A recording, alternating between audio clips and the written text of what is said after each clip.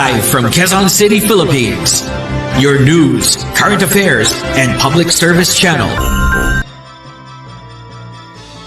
Magandang umaga, kaligtasan, kaligayahan, kapayapaan ang iniiwan ko sa inyo lahat. Makinig, mabuhay Philippines. Magandang buhay Philippines, muli ay sumasa inyo ang programang Ligaligbayang Balita na may pusong mapagkawang gawa sa mundo ng balitaan, kalusugan, kaligayahan, kaligtasan, kapayapaan. Muli po ay sumasa inyo ating Ligaligbayang Balita. Ako ay inyong babalita, Doc Ancient Guayre. Naglilikod bayan po para sa ating lahat. Tunghayan po natin ang mga katanungan ng isa pong napagdamutan ng mediko at siya po ay nabigyan po ng babala sa kanyang karamdamang matagal na po niyang tinatago sa kanyang pagkababae. Ito po yung sobraang pagdurugo at hindi na po natatapos ang kanyang menstruation, spotting, kilala po sa tawag na dysmenorrhea o menorrhea. Marami pong mga babae ang sadyang nagkakaroon po ng ganitong sobrang hirap dalhin sa kanyang pamumuhay. At siya po ay na-diagnose na isang babaeng cancer ang kanyang stage, ang kanyang status. Kaya po napatawag po ang magulang sa akin. Pagkat wala na po silang pera para bigyang kasagutan sa surgeon, doktor, anumang klase po ng medico procedure ng kanyang napuntang manggagamot.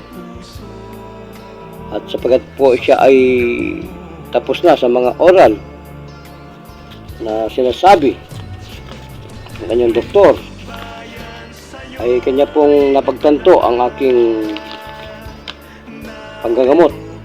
Gumamit na yata po ito ng mga tinatawag natin na non-steroidal anti-inflammatory drugs. First line of defense po yan ng lahat ng mediko. Therapy po yan para po sa lahat po ng ganitong may mga problema. Menorrhea, sobrang tagal ng pagdadalog ng kanyang menstruation. At yan po ay nangyayari kahit na meron siyang mga ganitong oral therapy medication sa kanyang doktor. Pagkat kahit po may reduce ng kanyang doktor ang kanyang menstrual menses, ganun pa rin po kahit na prostaglandin level ay kanyang ma-inhibit, ganun pa rin po. Cyclooxycin, yun ba yun? Cyclooxycin,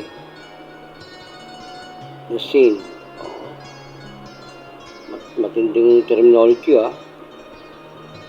decreasing ang ratio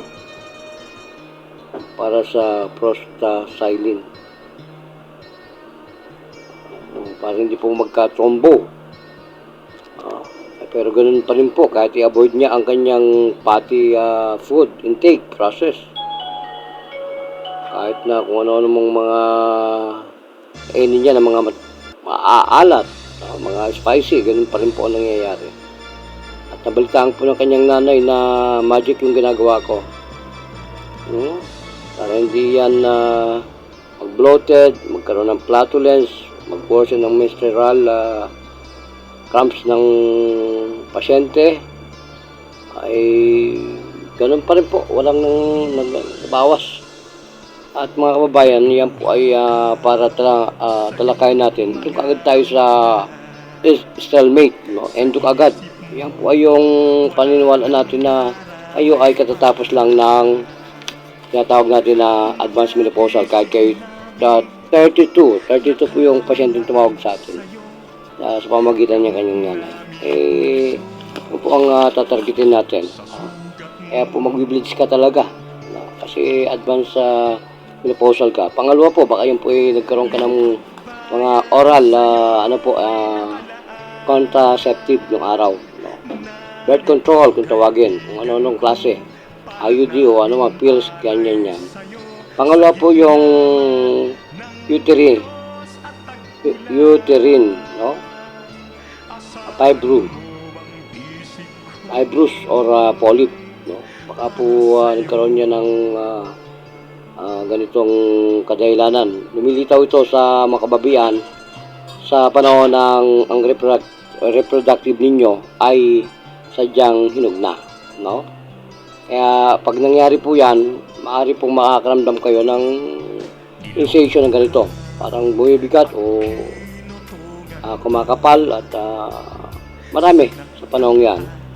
At tatargetin po natin yung hormones ng ibang pinanggalingan yan. Katulad po yung hormones na gumagawa ng sobrang dami ng hormones na yan. Ayan po yung polycystic ovary syndrome. At dulot niyan ay nagkakaroon po kayo ng sobrang babang timbang na maaaring magresulta sa irregularity ng cycle ng menstruation ninyo. At true life story mga kababayan, meron akong mga nakalat na mga sarili kong mga not Hershey, pero talagang mga pinsanan ko nagkakaroon ng mga spotting na halos hindi na sila datnan ng menstruation buwan-buwan. Wala na talaga. Ano yung tawag dito? Anovulation. Yung ovulation kasi yan ay paglabas ng dugo o regla sa panahon ng dalaw. No? Pero itong isa ay wala talaga. Kaya nabuhay lang ang mga pinsan kong ito. Inabot natin yung mga 35 years old, tekwang na. Kaya nga, kung ang ovulation natin ay 2 to 7 days, karaniwan yan sa mga normal. Sa pang normal, yung 3 to 2 days, ay may na yun, irregularity na yun. No? Ang dahilan dyan ay napatawag ang mag-anak kung bakit hindi na makaya ng kahit na dasal na mga katulad natin ng mga magagaling na albularyo. Scoursis, wala na. Babaylan, wala na. Kahit doktor, kung anong mga injectable ang binanatan, wala na rin. Kaya na ba talaga? Kaya po yun ang pag-uusapan natin. No? Sapagkat ang mga ganyang bagay ay nakaka-apekto po sapagkat deficit ang kanilang iron. At yan ay resulta ng pagkakaroon, hindi ka makakatulog, hindi ka makakahinga ng maganda, manghina ka. Ganun po yun. Baka ang yung tunay-tunadang bag na ang sinasalin sa'yo, katulad ng mga pasyente ko ng mga mayaman, na hindi nag-testimony. Kaya kung i-imbestigahan, sabi ko nga po sa pamilya, pupuntahan natin yung minagic ko. 1.5 day lang, magaling na. Minsan po, kasi natsatsambahan pa, 1 hour and 1/2 hour. Ganun po ang tsamba natin. Conscious yung pamilya. Kaya sabi ko, ikaw ang pinakamayroon na pasyente, mag-testify ka. Kasi totoo yan, reality based. Kaya wala tayong hindi binabangga sa tawag ng paglilingkod bayan. Kaya makakaranas kayo ng ganitong paulit-ulit na pagdalugan ng mga babae. Kaya marami ko na pang pinasta niyan. Matagal na, wala pang ganitong sining ang inyong lingkod. Talagang hinaribas ko ang lahat ng mga may karamdamang ganito. Yung mga may dysmenorrhea, menorrhea. Kaya po, sana makinig tayo. Mabuhay, Philippines. Ito po ang tunay na lingkod bayan. Doc Jun Nagkairio. Mabuhay.